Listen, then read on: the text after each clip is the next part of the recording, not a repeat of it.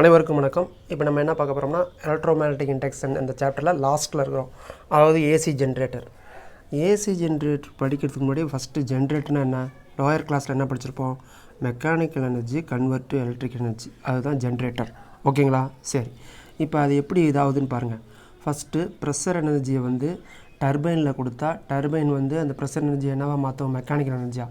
அந்த mechanical எனர்ஜிக்கு generator கொடுத்தா generator என்ன பண்ணும், எலக்ட்ரிக்கல் எனர்ஜியாக மாற்றும்.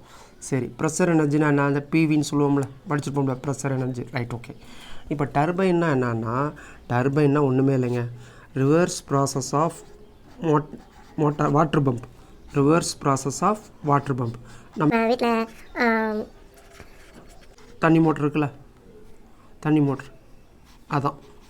இப்போ நம்ம எலக்ட்ரிக் தண்ணி மோட்ரு இருக்குல்ல, வாட்டரில் மோட்ரு பம்பு, அது ஓடுனா வெளியில் என்ன கிடைக்குது, தண்ணி ப்ரெஷராக கிடைக்குதா. அதை அப்படியே ரிவர்ஸாக நினச்சி பாருங்கள், நம்ம தண்ணி ப்ரெஷராக அதில் கொடுத்தோம்னா அது என்னாவும் ஓடும். அதுதான் டர்பைனோட வேலை. அதனால தான் ரிவர்ஸ் ப்ராசஸ் ஆஃப் வாட்டர் பம்ப்னு கொடுத்தா, வேறு ஒன்றும் டர்பைனுக்கு வேலை இல்லை. ப்ரெஷர் எனர்ஜியை டர்பைனு கொடுத்தா டர்பைன் வந்து ரொட்டேட் ஆகும். அந்த ரொட்டேட் ஆகுது என்னது, மெக்கானிக்கல் எனர்ஜி. அந்த ரொட்டேட் ஆகிறத ஜென்ரேட்டரோட கப்புள் பண்ணோம்னா ஜென்ரேட்டர் ரொட்டேட் ஆகும். அந்த ஜென்ரேட்டர் என்ன பண்ணும், அவுட்புட் எலக்ட்ரிக்கல் எனர்ஜி. அது எப்படி கொடுக்குன்னு தான் நம்ம இப்போ பின்னாடி பார்க்க போகிறோம். சரி, இந்த ப்ரெஷர் எனர்ஜி எப்படிலாம் வரும் அப்படின்னு பார்க்க போகிறோம். ஓகேங்களா? சரி, இப்போ நம்ம மேட்டூர் டேம் இந்த மாதிரிலாம் இருக்குல்ல, ஹைட்ரோ பவர் பிளான்ட்லாம் பார்த்திங்கன்னா தண்ணி ஹை லெவலில் ஹைட்டு ஏற்றி கீழே திறந்து விட்டால் ப்ரெஷர் கிடைக்குமா, அந்த ப்ரெஷரில் டர்பைனாக கப்புள் பண்ணிடுவாங்க. ஓகேங்களா? சரி, அப்புறம் வேறு எந்த வகையில் கிடைக்குதுன்னா, தெர்மல் பவர் பிளான்ட் இருக்குல்ல, தெர்மல் பவர் பிளான்ட், அதில் நம்ம என்ன யூஸ் பண்ணுறோம், லிக்னைட்டு, அந்த கோல், அதெல்லாம் யூஸ் பண்ணுறோம் தெர்மல் பவர் பிளான்ட்டில். அந்த கோலை வந்து நம்ம எரிக்கும்போது அதில் பாய்லரில் உள்ள வாட்டர் என்ன ஆகும், ஹீட்டாகி என்ன ஆகும், ஸ்டீம் ப்ரொடியூஸ் ஆகும். அப்போ அந்த ஸ்டீம் என்ன ஆகும், ஹை ப்ரெஷரில் வரும். அப்போ ஹை ப்ரெஷரில் வரும்போது என்ன ஆகும், அந்த ப்ரெஷரை கொண்டு எங்கே கொடுப்போம், ஹைட்ரோ பவர் பிளான்ட்டில் வாட்டர் ப்ரெஷர் கொடுக்குறோம், இங்கே ஸ்டீம் ப்ரெஷரை டர்பைனுக்கு கொடுக்குறோம். டர்பைனுக்கு ப்ரெஷர் எனர்ஜி கொடுத்தா தான் அது மெக்கானிக்கலாக மாற்றி விட்டுருமே, டர்பைனோட வேலையாக தானே. சரி, அதே நியூக்ளியர் பவர் பிளான்ட் இருக்குல்ல, நம்ம இப்போ கூடங்குளம், கல்பாக்கம், அதெல்லாம் அதில் வந்து என்ன பண்ணுறோம்னா, அந்த ஃபியூல் இருக்குல்ல, தெர்மல் பவர் பிளான்ட்டில் கோல், நிக்லைட் யூஸ் பண்ணோம்ல, அதுக்கு பதிலாக இங்கே யுரேனியம் யூஸ் பண்ணுறாங்க. அது யுரேனியம் யூஸ் பண்ணும்போது என்ன ஆகுது, அதே வாட்டர் தான் ஹீட் பண்ணுறாங்க, அதே ஸ்டீம் தான் ப்ரொடியூஸ் ஆகுது, அதே ஸ்டீம் தான் ப்ரெஷராக வருது. அந்த ப்ரெஷரை டர்பைனுக்கு கொடுத்தா என்ன, டர்பைனுக்கு என்ன, நீ எங்கேருந்து வந்தால் என்ன, ப்ரெஷர் எனர்ஜியை நான் மெக்கானிக்கல் எனர்ஜியாக மாற்றுவேன். ஜென்ரேட்டர் என்ன சொல்லுது, மெக்கானிக்கல் எனர்ஜியை எலக்ட்ரிக்கல் எனர்ஜியாக மாற்றுவேங்குது. இப்போ என்ன பிரச்சனை அப்படின்னா, ரெண்டுமே ஒரே ப்ராசஸ் தான். வாட்டரை வந்து பாயில் பண்ணும்போது நமக்கு ஸ்டீம் கிடைக்குது, எங்கே, தெர்மல் பவர் பிளான்ட்லேயும் அட்டாமிக் பவர் பிளான்ட்லேயும். ஆனால் என்ன ஒரு பிரச்சனை அப்படின்னு கேட்டால், இப்போ ஒரு பேச்சுக்கு 1 கிலோகிராம் யுரேனியம் எரிஞ்சு கொடுக்குற ஹீட்டை, அதாவது 2000 டன் அந்த நிலக்கரி, அதாவது கோல் எரிஞ்சு கொடுக்குமா. அப்போ எது பெஸ்ட்டு, யுரேனியம், அதாவது நியூக்ளியர் பவர் பிளான்ட் தான் பெஸ்ட்டு. ஆனால் என்ன ஒரு பிரச்சனை, அந்த ரேடியேஷன், அதாவது ஆக்சிடென்ட் ஆனால் என்ன ஆயிரும், ரேடியேஷன் வரும். இப்போ ரஷ்யாவில் கூட செர்னோஃபில்லில் வந்து நியூக்ளியர் பவர் பிளான்ட்டில் ஆக்சிடென்ட் ஆகி அது எவ்வளோ அந்த ரேடியேஷன் கண்டம்லாம் போச்சுன்னு சொன்னாங்க. அந்த ஒரு விஷயத்துக்காக தான் பயப்படுறாங்க. ஓகேங்களா?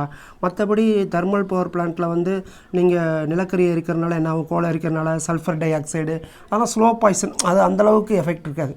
ஆனால் நியூக்ளியர் பவர் பிளான்ட் மட்டும் ஆக்சிடென்ட் ஆச்சுன்னா வேறு மாதிரி காமா ரேஸ்னு ஒன்று ரேடியேஷன் வரும், அது ரொம்ப பாதிப்பு ஏற்படும். அதனால தான் எல்லாம் பயப்படுறாங்க. ஓகேங்களா? பட் எக்கனாமிக்கலாக தெர்மல் பவர் பிளான்ட்டை கம்பேர் பண்ணும்போது அட்டாமிக் பவர் பிளான்ட் ரொம்ப எக்கனாமிக்கல். பட் இந்த பிரச்சனை ரேடியேஷன் தான் பிரச்சனை. ஓகேங்களா? ரைட், இப்போ நம்ம டாபிக் வருவோம், ஏசி ஜென்ரேட்டர். ஏசி ஜென்ரேட்டருக்கு இன்னொரு பேர் என்ன, ஆல்டர்னேட்டர். அதில் என்னென்ன பார்ட்ஸ் இருக்குது, ஆர்மேச்சர், இதுலேருந்து தான் நம்ம கரண்ட் அவுட்புட் எடுப்போம். அடுத்தது என்னது, மேக்னெட்டிக் ஃபீல்டை உருவாக்க ஒரு ஃபீல்டு. அடுத்து என்னது, ஸ்லிப் ரிங். அடுத்து என்னது, ப்ரஷஸ். ஓகேங்களா? இந்த ஸ்லிப் ரிங்கிறது ஓடுற பார்ட்லேருந்து நம்ம சப்ளையை ஒயர் மூலிமா எடுக்க ஹெல்ப் ஆகும். நீங்கள் பாட்டுக்கு ஓடுற ரன்னிங் பார்ட்டில் போய் ஒயரை கனெக்ஷன் கொடுத்தா ஒயரை சேர்த்து ஓடிடும், நமக்கு அது கன்வீனியன்ட்டே வராது. அதனால் தான் ஸ்லிப் ரிங் யூஸ் பண்ணுறாங்க. ஸ்லிப் ரிங் மேலே என்ன பண்ணுவோம், ப்ரஷ்ஷு. இப்போ நம்ம சைக்கிள் வீல் இருக்குல்ல, சைக்கிள் வீலில் வந்து பிரேக் பிடிச்சா அந்த பிரேக்ஸு வந்து அந்த வீலில் டச் ஆகுதுல, அந்த மாதிரி செட்டப்னு வச்சுங்க. ஓகேங்களா? சரி, இப்போ இது என்னது, பிரின்சிபல் என்னது, எலக்ட்ரோ மேக்னெட்டிக் இண்டக்ஷன். ஏன்னா படிக்கிறதே எலக்ட்ரோ மேக்னெட்டிக் இண்டக்ஷன் தானே. அப்போ ஏசி ஜென்ரேட்டர், இது நார்த்து, இது சவுத்து, ஃபீல்டு வந்து இப்படி போயிட்டுருக்கு. ஓகேங்களா? ஃபீல்டு இப்படி போயிட்டுருக்கு. இப்போ பாருங்கள், இப்போ இதுதான் கண்டக்டர் பிளேன் வச்சுங்களேன். இப்போ பிளேன் இருக்கிறப்ப இப்படி இருக்குன்னு வச்சுங்களேன் எடுத்தோன்னே. இப்போ என்ன ஆகுது, ஃப்ளக்ஸ் எல்லாம் இதில் பட்டு இதிலே தான் தெரியுது. ஃப்ளக்ஸ் இதில் பட்டு நான் சவுத் போலுக்கு போகல.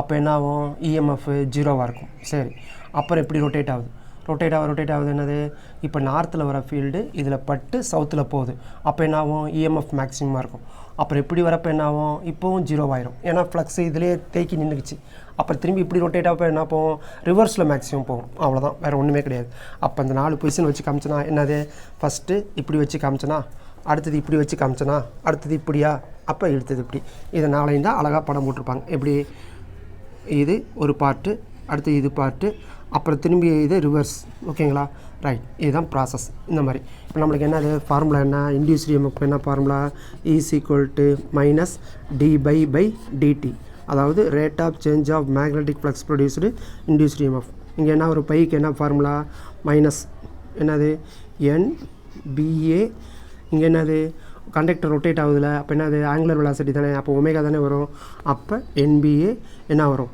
காஸ் d/dt ஆஃப் அந்த காஸ் தீட்டாவுக்கு பதில் என்ன பண்ணணும் காஸ் ஒமேகா டி அப்படி போட்டணும் அப்போ இங்கே மேக்னெட்டிக் ஃபீல்டு மாறல ஏரியா மாறல அந்த ஓரியன்டேஷன் தான் மாறுது அதனால் தீட்டாவை நம்ம இது பண்ணுறோம் நம்மளுக்கே தெரியும் காஸ் தீட்டாவை டிஃப்ரென்ஸ் பண்ணால் என்ன கிடைக்கும் மைனஸ் சைன் தீட்டாவா ஏற்கனவே இங்கே ஒரு மைனஸ் இருக்கா அப்போ ப்ளஸ் ஆயிருமா அப்போ NBA cos omega t difference பண்ணால் minus sign omega t omega t பண்ணால் ஒமேகா அந்த ஒமேகாவை இங்கே எழுதிக்கலாம் ஓகேங்களா இதுதான் என்னது இன்டியூஸ்டு இஎம்எஃப் ஃபார்முலா சரி இப்போ இந்த சைன் ஒமேகா டியோட மேக்ஸிமம் வேல்யூ எவ்வளவு 1 அப்போ இது 1 இருந்தால் இதோட வேல்யூ அப்படியே நமக்கு கிடைக்கும்ல அப்போ இதுதான் என்னது மேக்ஸிமம் அப்போ இது எப்படி எழுதலாம் is equal to E0 sine omega t அப்போ E0ங்கிறது என்னது பீக் இஎம்எஃப் அது இந்த வேல்யூன்னு வச்சுங்களேன் என்ன வச்சுக்கிறது இதுதான் E0 Aina I0 E0 okay அப்போ E0 ஈக்குவல் டு என்னது NBA ஒமேகா ஓகேங்களா சரி மீது இந்த இதை சேர்த்திங்கன்னா இன்ஸ்டன்டேனியஸ்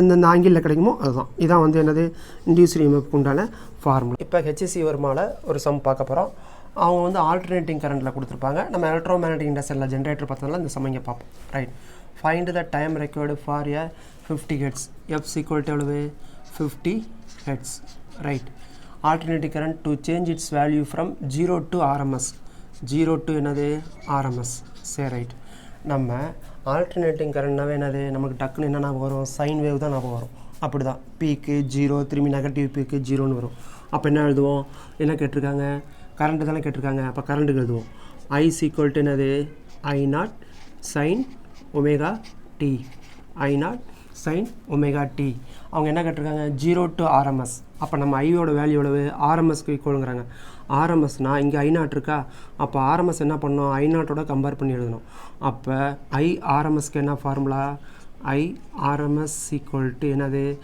I0/√2 அதாவது I0 தான் பீக்கு RMSஆக இருந்தாலும் ஆவரேஜாக இருந்தாலும் என்னது பீக் வேல்யூ விட கம்மியாக தான் இருக்கணும் அப்போ அதை √2ஆல் டிவைட் பண்ணாதானே ஆன்சர் குறையும் அப்போ ஐக்கு பதிலாக என்ன எழுதுவோம் இதானே RMS அப்போ RMSக்கு என்ன எழுதணும் I0/√2 ஈக்குவல் டு என்னது I0 சைன் ஒமேகா டி இப்போ I0 கேன்சல் பண்ணிடலாமா அப்போ sine omega t equal to எவ்வளவு 1/√2 1/√2 எதுக்கு வரும் ஆங்கிள் சைன் 45க்கா 45 எப்படி எழுதுவீங்க π/4ன்னு எழுதுவீங்களா சைன் π/4 ஓகே இப்போ சைனுக்கு ஈக்குவல் பண்ணிட்டா மீதி ஒமேகா டியா அப்போ ஒமேகா டி ஈக்குவல் டு எவ்வளவு π/4 ஒமேகா டி ஈக்குவல் டு எவ்வளவு π/4 ஓகே நம்மளுக்கு என்ன கேட்டிருக்காங்க ஃபைண்ட் த டைம் ரெக்கார்டு இந்த டி கேட்டிருக்காங்க அப்போ என்ன பண்ணணும் டி வேணும்னா π/4 ஒமேகா π/4 ஒமேகா இப்போ என்ன கேட்டிருக்காங்க 0 to the RMS வேல்யூன்னு கேட்டிருக்காங்களா இப்போ வேவ் பாருங்க